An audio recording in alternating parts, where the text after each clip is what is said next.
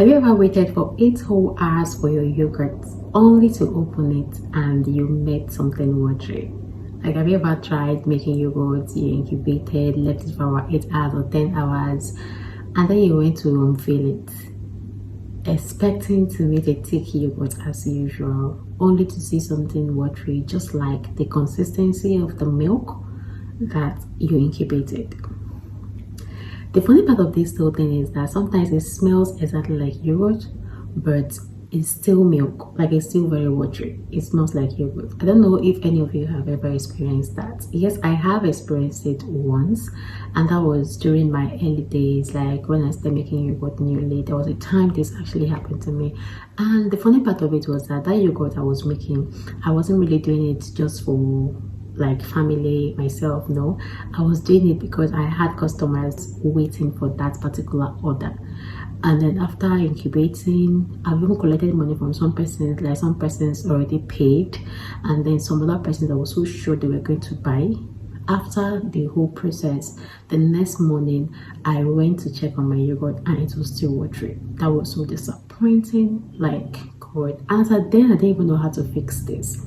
So in this video, if you have ever experienced something like that, this video I'm going to tell you what actually causes something like that, like what actually causes this kind of failed yogurt, and also how to fix it and how to prevent it. These are the things we're talking about in this video. So if you haven't subscribed to my channel yet, please go ahead and do that. Just click on the subscribe button, support me. It is free to do that. Do not forget, as you watch this video, if you find it interesting, if it adds value to you, do not forget to like this video so that YouTube will help push it out to more persons. Okay, now let's just get straight into this video. This is why your yogurt failed to thicken. Number one, the milk temperature was probably not it. It is very possible that your milk was either too hot or it was too cold. Now, if your milk is too hot, it's definitely going to fail. If your milk is too cold, it won't ferment. Okay, so what you need to do, number one, do not use a milk that is hot. When you do, like if you go through if you go through this channel, you'll see a whole lot of videos on how to make yogurt and all of that. If you go through them, I always say that when you want to make, if you do not have a food thermometer, funny enough, I've been making yogurt for about 4 years now, or 5, I think 4 or 5 years now, and I've never used a food thermometer for any of my yogurt production. What I do is a finger test. So if you are making yogurt and you do not, if you know that you can't really say, like you can't really differentiate between what is hot and what is cold, then get a food thermometer. But if you can actually differentiate between what is hot, what is warm, and what is cold, then what you need is to dip in your finger. If you dip in your finger, and you can actually count like from 1 to 10, let's say you can dip your finger in there for about 10 seconds and it doesn't burn you, that means that milk is not hot. So you are supposed to incubate your yogurt when it is warm, not hot.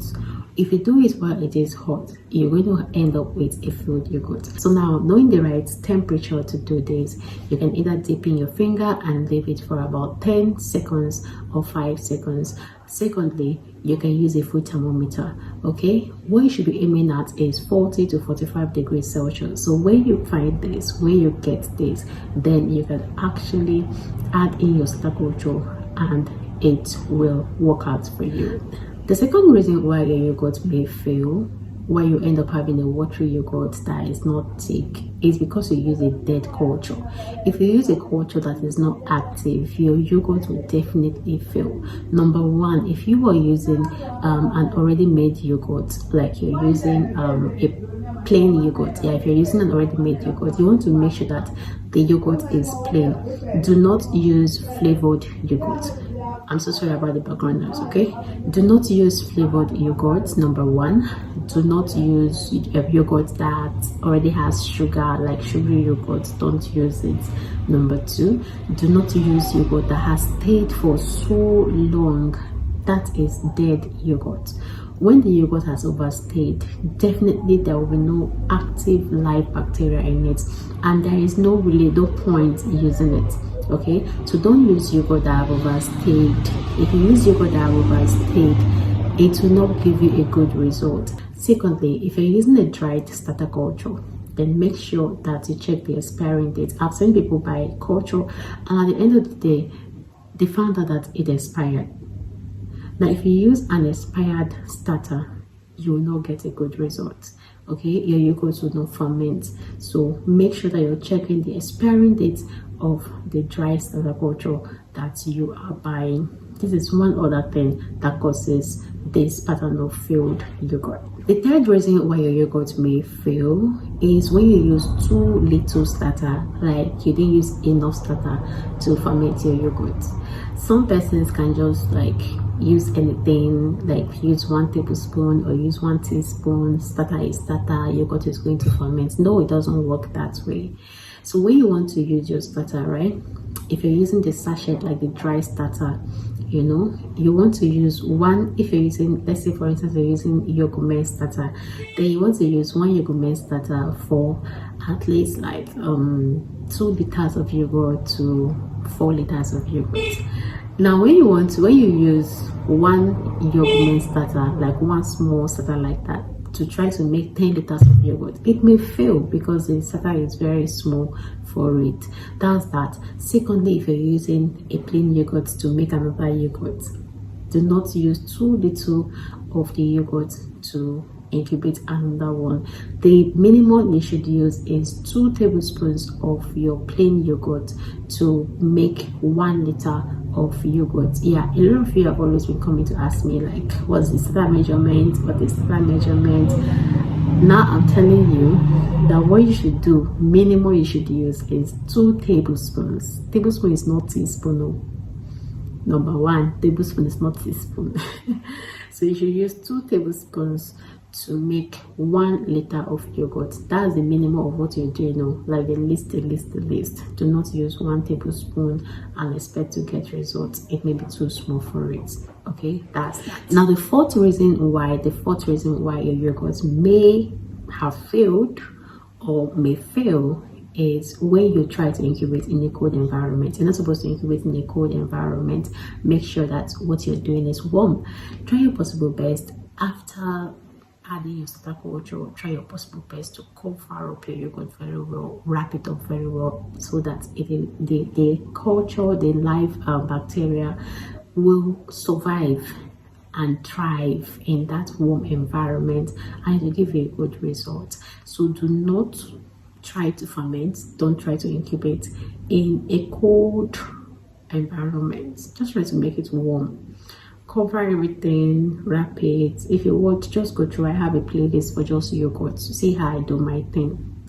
If you watch everything, you see that I wrap it. After wrapping with nylons, I wrap it again with clothes, just to keep everything warm. And yeah, you can even put it in cooler, you can put it in microwave. Yes, so making this thing is not as difficult as some persons make it seem. Now the fifth reason why your yogurt must have failed is the milk quality. You want to check your milk quality. Do you know, there was a time I bought milk and I got this measurement, this one they used to measure. I got it, and I was just happy with myself that I didn't get plenty that very day. I got, I think it was a quarter kilo. Yeah, quarter kilo. That was what I got. Then I go to the house because I was actually in a haste when I got this milk. Then I go to the house and I try to taste that milk. One thing I do whenever I want to buy milk is I taste it there before buying. But this time around, I don't know, for some reasons I did not. When I got to the house, I realized that milk was not good. I think they left it exposed and then cold and everything. The milk was not good. So now imagine that I didn't taste that milk. Then I just go ahead to use this milk to make yogurt, and then I'll be expecting to get yogurt the next morning. It's not done that way. So you want to check your milk quality. Okay, the quality of your milk also matters, and it can actually contribute to you having a failed yogurt. So guys, these are the things that actually causes failed yogurt. Now before we go ahead to talk about how you can actually fix this, I run a paid class on how to preserve your yogurt. So if you're into yogurt business or you make yogurt for your family and then you're looking for a means to keep your yogurt longer, keep it on the shelf or keep it in the refrigerator for a longer period of time, then you can actually come for my class. It is not free and it is not expensive. You can actually come enroll. That class is going to teach you a whole lot. To teach you packaging, to teach you costing, it will teach you how to preserve your yogurt, to keep it up to 2 months and even up to 3 months outside the fridge. So we run all of these things and it comes with a full-time mentorship. Okay, so all of these things, all these packages, you can get it either on Seller or you can chat me up directly using the link in the description box to reach me directly on WhatsApp. That's that. Now, how to fix watery yogurt? The best way to fix it is to re-ferment it. We are going to ferment again. When this thing happened to me some time ago, I just threw it away, and that was me throwing away so much money. I was throwing away, like I threw away so much money. So I wouldn't want that to happen to you. Now that I have this knowledge, I'm bringing it to you. So if you experience something like this, just know that you can fix it by re-fermenting. How do you re-ferment? You want to warm this milk again. Warm it. Warm, I did not say hot. You want to warm this milk again. Even if in the process of getting it warm, it becomes very hot, do not worry. Just keep it. Allow it to get warm. Use your finger to be sure that it is warm. So now after warming it, you want to add your culture again. Okay, this time around, make sure you're getting it right. Warm the milk, add the culture again, wrap it up very well, allow it ferment for about 6 to 10 hours. Allow it ferment for about 6 to 10 hours. After that, you can open it up and your yogurt is set. It is as simple as that. When your yogurt is fully set, you can decide to strain it and turn it into a Greek yogurt or do it however you want to do it. But this is the method that works. This works. With this, you're not going to waste your filled yogurt again. As a matter of fact, you'll fix it and it will turn normal again. Okay, so that's that. So let's talk about how you can prevent this. Prevention is better than cure, like they say. So it's better you don't just practice, like do some safe practices so that this does not happen to you. So how do you prevent this? You want to make sure that you always boil and cool your milk properly. That's number one. Also try your possible best to use correct starter measurements. Do not use below what you're supposed to use. Okay, try your possible best to use the right thing. When you have added your starter, make sure that you wrap it up very well to keep it warm. And while you have wrapped, while you have covered everything to keep it warm, avoid shaking it. Don't shake the milk or shake anything. In fact, keep it in a place where you know that you will not go to. If you have kids in the house, you want to wrap and keep it somewhere that you know that nobody will touch. Okay, and then you should allow your milk to ferment for about 8 to 12 hours. Do not rush it. You can leave it for 8 to 10 hours or 8 to 12 hours. Do not rush it. Allow it to ferment very well. Okay, so that's that. Now, if the best time for you to make your yogurt, if you don't want to be waking up in the midnight to go and check on your yogurt, or not having enough sleep, not having good sleep because you're trying to produce, the best time to make your yogurt is 9 p.m. 9 p.m. The reason why I said 9 p.m. is when you start your yogurt by 9 p.m. you're going to end up unveiling or unwrapping your yogurt around 6 a.m. in the morning. By 6 o'clock, first everybody should be up. 6 to 7 o'clock you can unwrap. So let's say 9 p.m. you start the process.